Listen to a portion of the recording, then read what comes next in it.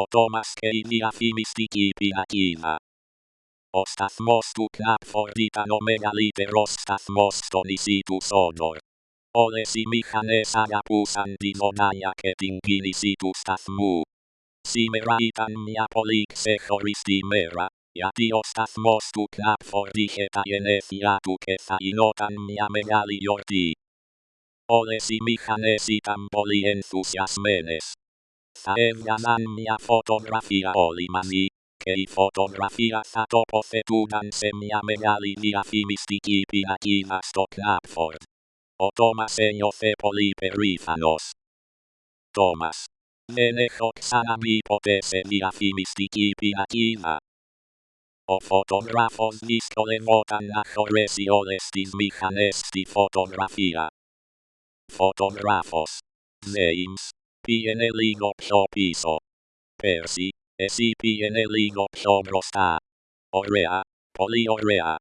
Και Diesel, μπορείς να κινηθείς λίγο προς τα μέσα. Ο Diesel προχώρησε.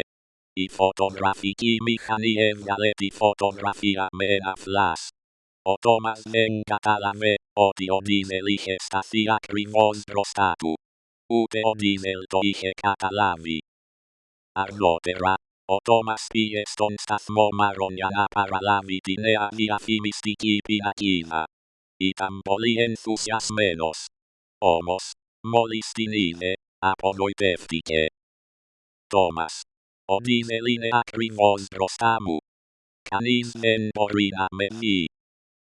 Ο Τόμας συνέχισε προς το Knapford. Τόμας: ο Diesel στάθηκε μπροστά μου επίτηδες. Ο Τόμας ήταν θυμωμένος και δεν πρόσεχε που πήγαινε. Τότε παρουσιάστηκε ένα πρόβλημα. Μια Ελλάδα βρισκόταν πάνω στη γραμμή. Ο Τόμας στράφηκε γρήγορα σε μια παρακαμπτήριο γραμμή, την τελευταία στιγμή. Χτύπησε στα στοπ και η διαφημιστική πινακίδα εξφενδονίστηκε μέσα στη λίμνη. Ο Τόμας πήγε να πει στον φωτογράφο τι είχε συμβεί. Φωτογράφος: μην ανησυχείς. Θα βγάλω άλλη μια φωτογραφία. Πες σε όλες τις μηχανές να συναντηθούν στις αποθήκες του Tidmouth. Ο Τόμας ήταν έτοιμος να ξεκινήσει. Τότε είδε τον Diesel. Ήξερε ότι έπρεπε να του πει για τη νέα φωτογραφία, αλλά φοβόταν.